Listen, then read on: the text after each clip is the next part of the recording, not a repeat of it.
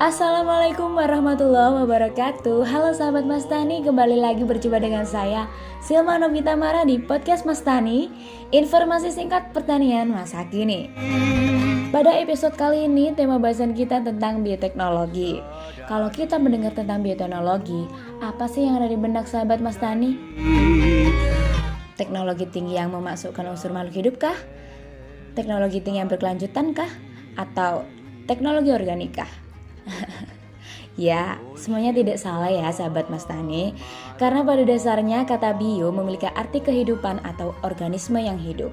Jadi menurut wikipedia.com, bioteknologi adalah suatu cabang ilmu yang mempelajari pemanfaatan makhluk hidup, bakteri, virus, fungi, dan yang lain-lain, maupun produk dari makhluk hidup, enzim, alkohol, antibiotik, asam organik, ke dalam proses produksi untuk menghasilkan barang dan jasa yang dapat digunakan oleh manusia. Nah, karena kita berbicara dalam dunia pertanian, kita akan membahas mengenai penerapan bioteknologi dalam kegiatan berusaha tani. Yap Silma, dan berbicara tentang pemanfaatan makhluk hidup dalam pertanian, ternyata tidak memerlukan teknologi super canggih loh. Dengan teknologi yang mudah, murah, dan sederhana, sudah bisa dilakukan bahkan oleh seorang petani pemula sekalipun. Salah satu contohnya adalah penggunaan Beauveria bassiana dalam mengendalikan hama pada tanaman padi. Pemanfaatan Beauveria bassiana ini sekarang semakin digalakan untuk mewujudkan pertanian yang berkelanjutan. Nah, seperti apa sih penerapannya saat ini di lapangan? Bersama kita sudah ada Ibu Nanda Permatasari SPMP, seorang penyuluh pertanian di Dinas Tanaman Pangan, Hortikultura dan Perkebunan Kabupaten Jember. Langsung saja kita sapa nih. Assalamualaikum Bu Nanda, apa kabar nih? Waalaikumsalam warahmatullahi wabarakatuh. Alhamdulillah baik. Silma dan Irfan sehat juga ya? Alhamdulillah baik. Bu Nanda, dengar-dengar nih di Jember saat ini sedang digalakan secara masif penggunaan Beauveria bassiana dalam pengendalian hama tanaman padi. Apakah benar, Bu? Betul Silma, saat ini para penyuluh gencar sekali mengenalkan kepada para petani binaannya Beauveria bassiana sebagai agens pengendali hayati untuk hama utama tanaman padi. Lantas, sebenarnya apa sih Beauveria bassiana ini, Bu? Beauveria bassiana ini merupakan cendawan atau jamur entomopatogen, yaitu cendawan yang dapat menimbulkan penyakit pada serangga. Kelebihan pemanfaatan cendawan ini dalam pengendalian hama yaitu mempunyai kapasitas reproduksi yang tinggi, siklus hidupnya pendek, dapat membentuk spora yang tahan di alam walaupun dalam kondisi yang tidak menguntungkan, relatif aman, selektif, relatif mudah diproduksi, dan sangat kecil kemungkinan menyebabkan resistensi hama. Berarti bisa dikatakan Beauveria bassiana ini sebagai musuh alami atau senjata biologis dari hama tanaman padi, begitu ya Bu? Sama halnya seperti burung hantu, ular, atau garangan sebagai musuh alaminya tikus. Dan ini ada musuh alaminya hama padi yang berupa jamur, fungi, atau cendawan si Beauveria bassiana ini ya. Lalu, hama apa saja nih Bu yang bisa dikendalikan dengan menggunakan Beauveria bassiana? Betul sekali. Dan hama-hama yang biasa kita kendalikan dengan menggunakan Beauveria bassiana ini adalah warang batang coklat, walang sangit, dan juga ulat. Bahkan sekarang sudah banyak yang mengaplikasikannya pada tanaman hortikultura dan perkebunan. Lalu, bagaimana penerapan penggunaan Beauveria bassiana ini utamanya di wilayah binaan Bu Nanda? Ini petani sudah bisa membuat sendiri ya? Oke, jadi ini yang perlu sedikit diluruskan begitu ya. Jadi yang tepat sebetulnya adalah perbanyakan Beauveria bassiana. Jadi di alam itu sebenarnya sudah banyak, sudah ada si Beauveria bassiana ini. Hanya saja karena lingkungan yang tidak menguntungkan dan tidak mendukung seperti penggunaan pestisida kimia, maka si Beauveria bassiana ini terhambat begitu pertumbuhannya. Dari alam biasanya di tanah begitu ya. Beauveria bassiana ini dieksplorasi dan dibiakkan secara murni di dalam laboratorium seperti atau yang biasa disebut dengan isolat, sehingga petani bisa membelinya dan memperbanyak sendiri. Di wilayah kami itu sudah banyak petani yang melakukan perbanyakan Beveria bassiana, baik itu untuk diaplikasikan di lahannya, bahkan dijadikan bisnis yang menjanjikan begitu, karena keefektifan dari Beveria bassiana ini dalam mengendalikan hama tanaman dan adanya pergeseran orientasi petani dalam menghasilkan produk pertanian yang aman dikonsumsi dan juga ramah bagi lingkungan. Baik, lalu mungkin bisa Ibu jelaskan dengan singkat saja apa saja yang dibutuhkan untuk perbanyakan Beveria bassiana ini dan bagaimana sih caranya? Perbanyakan Beveria bassiana ini mudah banget kok dan bahan alatnya pun cukup sederhana. Bahan yang diperlukan adalah yang pasti yang pertama isolat Beveria bassiana. Kemudian ada ekstrak kentang gula dan juga air. Sedangkan untuk peralatannya sangat-sangat sederhana dan sering kita temui, yaitu fermentor dari galon air mineral.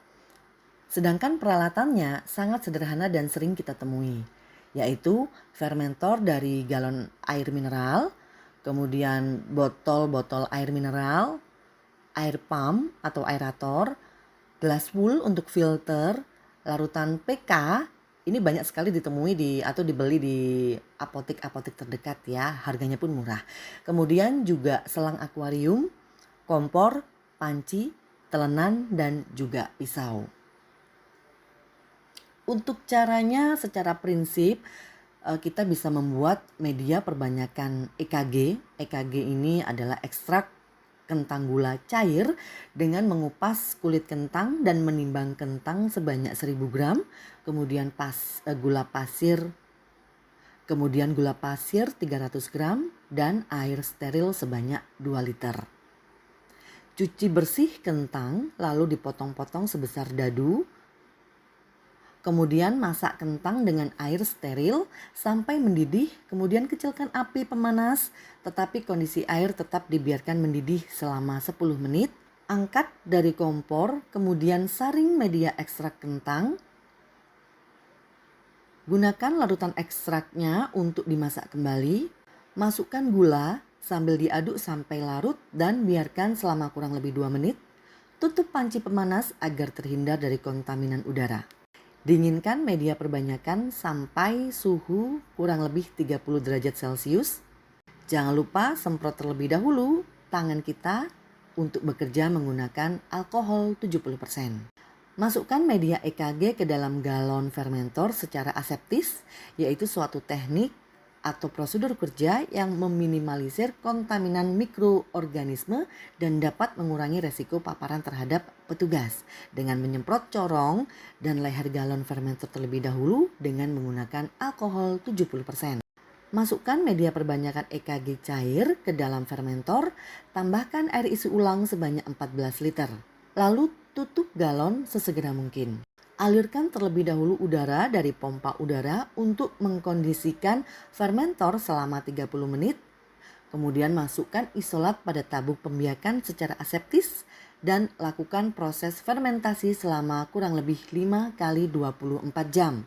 Secara prinsip rangkaian fermentor ini untuk menjaga kesterilan selama proses perbanyakan Beveria bassiana. Setelah proses fermentasi selesai, larutan yang berisi agen pengendali hayati Beveria bassiana ini sudah bisa diaplikasikan begitu ya Bu? Lalu, bagaimana cara atau teknik pengaplikasiannya? Apakah sama dengan prinsip aplikasi pestisida kimia? Atau ada syarat khusus? Mengingat yang kita aplikasikan mengandung makhluk hidup. Tentu ada syarat-syarat khusus agar hasilnya optimal.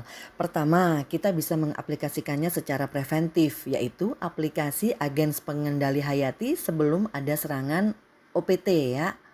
Kemudian kedua secara kuratif, yaitu aplikasi agen pengendali hayati saat ada serangan OPT. Ketiga, serangan eradikatif, yaitu aplikasi agen pengendali hayati untuk pembersihan bila ada OPT. Keempat, aplikasi sistem kalender, yaitu aplikasi agen pengendali hayati secara berkala seperti seminggu sekali atau 10 hari sekali dan lain sebagainya tanpa memperhatikan keberadaan OPT. Kelima, aplikasi berdasarkan ambang ekonomi, yaitu aplikasi pengendali hayati dilakukan jika intensitas serangan OPT sudah melampaui batas tertentu. Keenam, waktu aplikasi berdasarkan keadaan cuaca, yaitu jangan menyemprot agens pengendali hayati saat panas terik, saat angin kencang, saat akan turun hujan, dan saat ada embun. Nah, apabila syarat-syarat tadi bisa dipenuhi, maka efektivitas penggunaan agens pengendali hayati ini bisa optimal.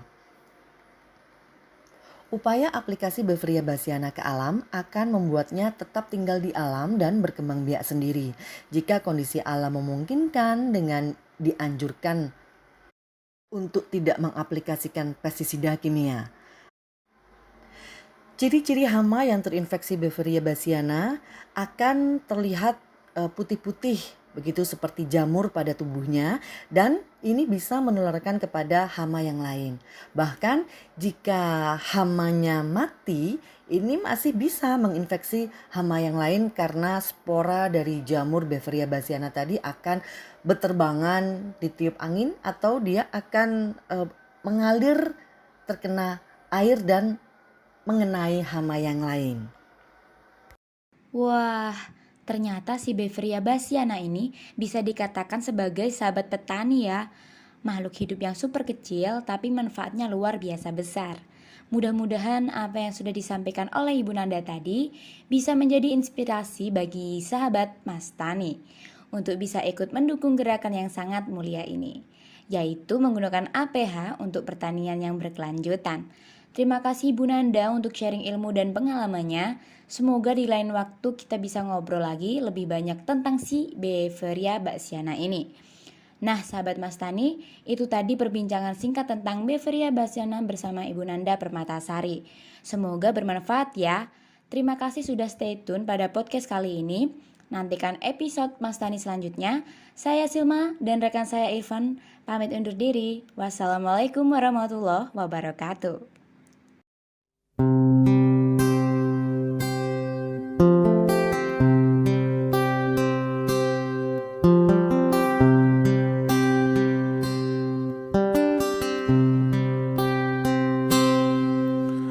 Perjalanan ini terasa sangat menyedihkan. Sayang engkau tak duduk di sampingku kawan. Banyak cerita yang mestinya kau saksikan di tanah kering bebatuan. Oh, oh, oh.